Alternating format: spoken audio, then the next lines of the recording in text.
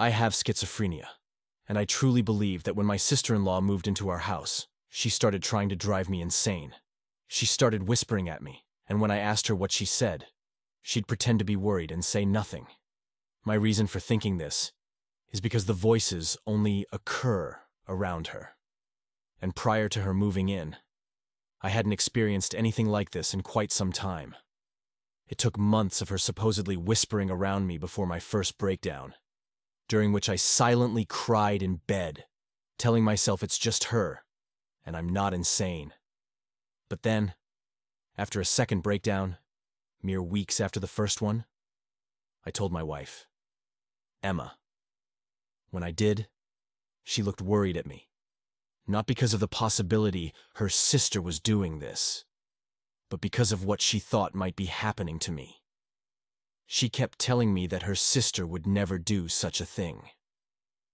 Emma's reassurance that her sister would never intend harm didn't ease my mind.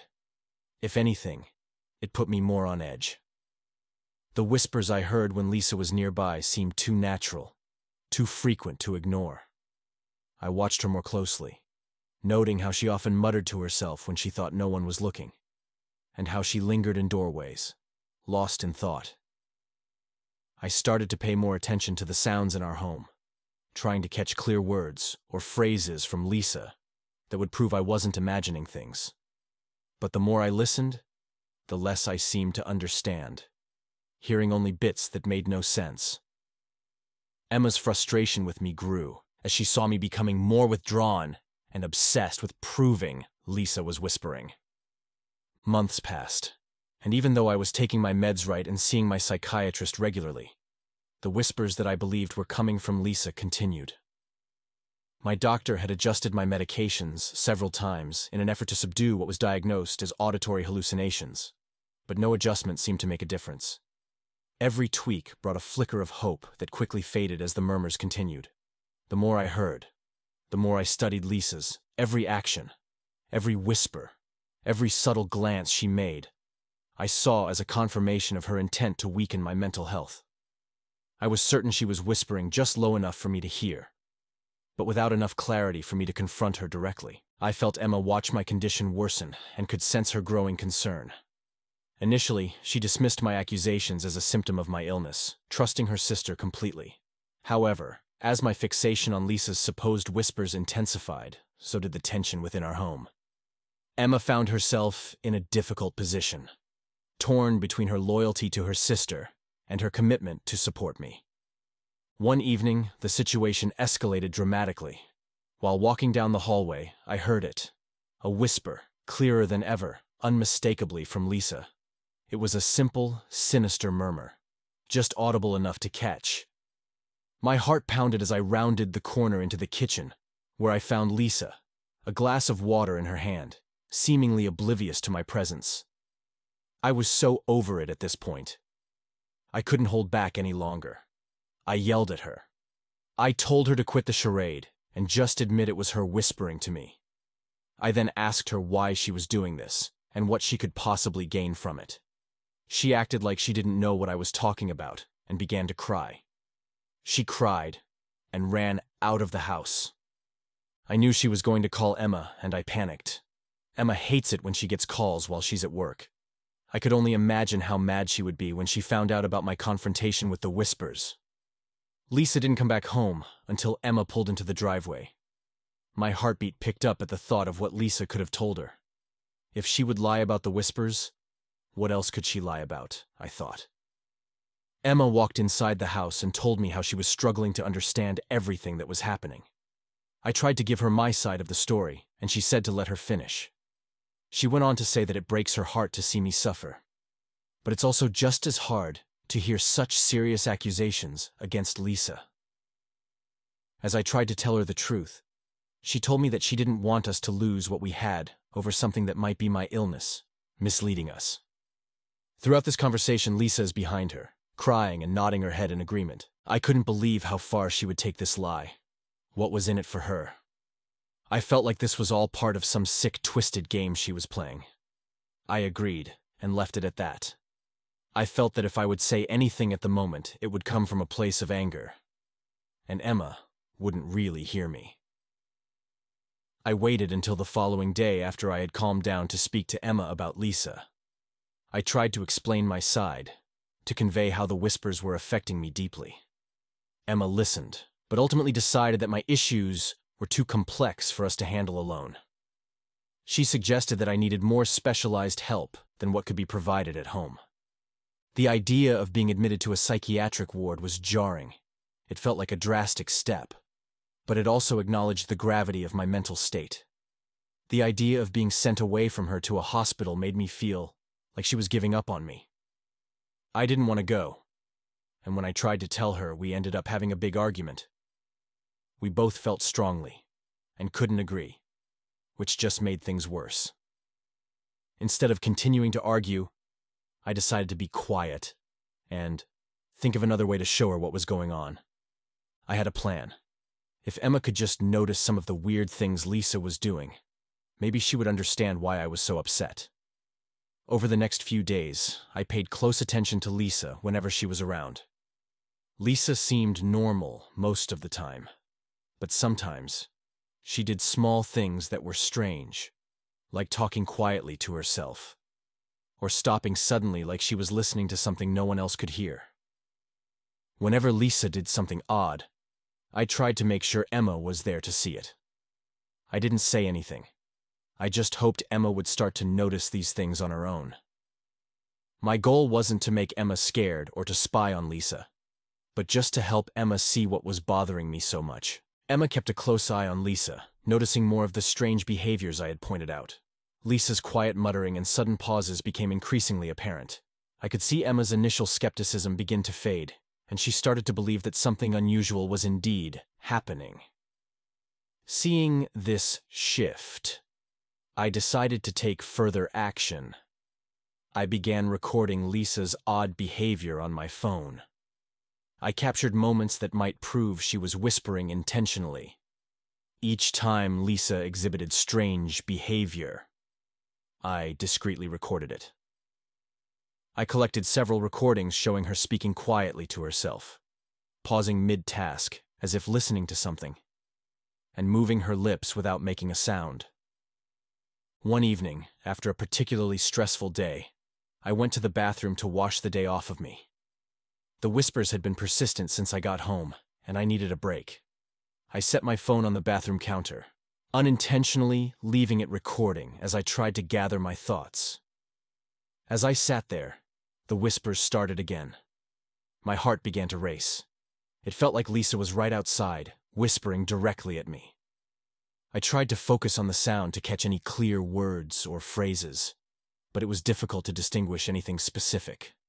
After a few minutes, I left the bathroom. The voices went away as suddenly as they had begun.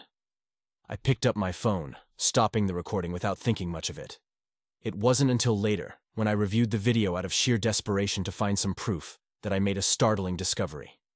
In the recording, I could hear the sound of the bathroom door creaking softly.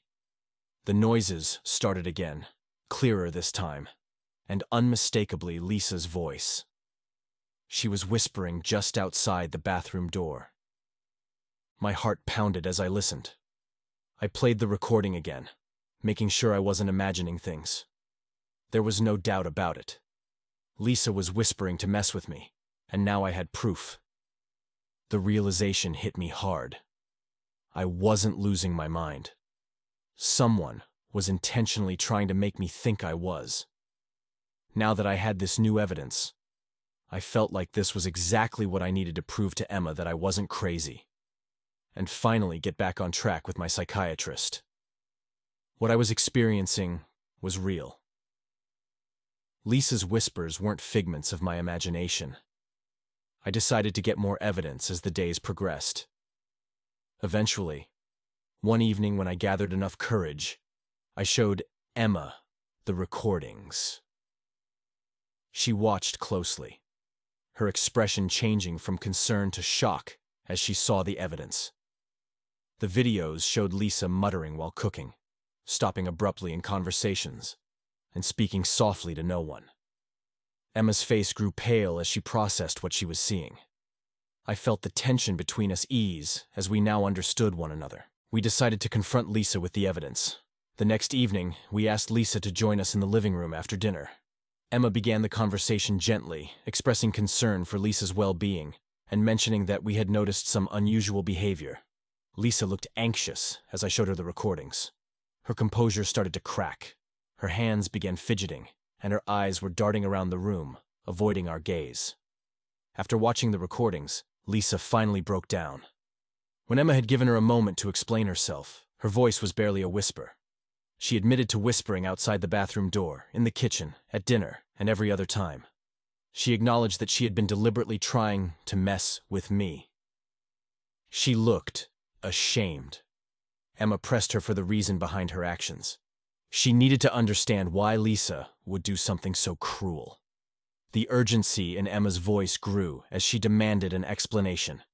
She was losing patience with her sister. Lisa hesitated, struggling to find the right words. Finally, she confessed that she believed it was not safe for her to live in the same house as me because of my schizophrenia. She explained that she had read about the condition and felt convinced that I could become dangerous. Her whispers and strange behaviors were an attempt to protect herself by pushing me to seek more intensive treatment or to leave the house. Emma listened. She couldn't comprehend why Lisa had chosen such a hurtful way to address her concerns. The revelation that Lisa's actions were driven by fear didn't take away her responsibility in the matter. Emma took a deep breath, trying to process everything. She told Lisa that while she understood her fear, her actions were unacceptable. She asked if she understood the amount of harm she'd caused. Emma's voice wavered as she expressed the pain and stress the situation had caused both of us. She emphasized that trust had been broken. Lisa had tears in her eyes and apologized repeatedly. She expressed regret for her actions. She admitted that she hadn't fully understood the impact of her behavior and was genuinely sorry for the pain she had caused. She promised to seek help for her own issues and to work towards making amends. After Lisa's confession, Emma and I knew we had to make a tough decision. Lisa's actions had caused a lot of pain and mistrust. Despite her apologies and efforts to seek help, the damage was too big to ignore. Emma decided it was best for Lisa to leave our home. The next morning, Emma asked Lisa to join us in the living room. Lisa looked worried, sensing something serious was coming. Emma calmly explained that her behavior had deeply affected our lives, and that we could no longer have her stay with us. She listened, looking sad and resigned, understanding the consequences of her actions. Lisa's expression quickly shifted from worry to anger. She became agitated, her face balled up like dirty laundry. Lisa's voice rose as she accused us of using her and abandoning her, just like her ex-boyfriend had done. Emma remained calm, though it was clear she was struggling to maintain her composure. Lisa's anger grew more intense.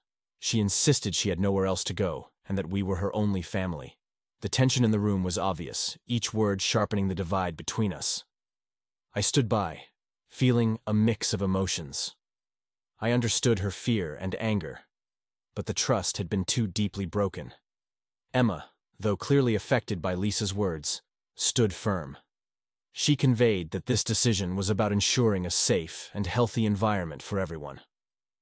Lisa's outburst didn't change the necessity of our decision. Her accusations were painful to hear, but we knew we had to follow through. Emma remained stiff in her decision. Even though I could see how hard it was to kick her sister out, she told her that this was for the best.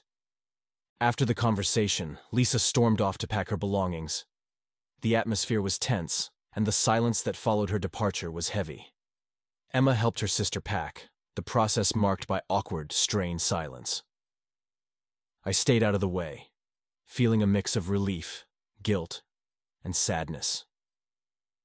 Lisa's departure was good for us since her entire time here was stressful, but it also saddened us at the loss of a family connection. When it was time for Lisa to leave, Emma walked her to the door. Emma went in for a hug, and Lisa shoved her aside.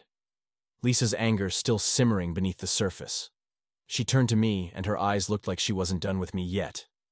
She mouthed something, but I couldn't quite make out what. Once Lisa left, the house felt empty. The silence, which once felt suffocating, now felt peaceful. Emma and I focused on repairing our relationship, and she cut all contact with Lisa.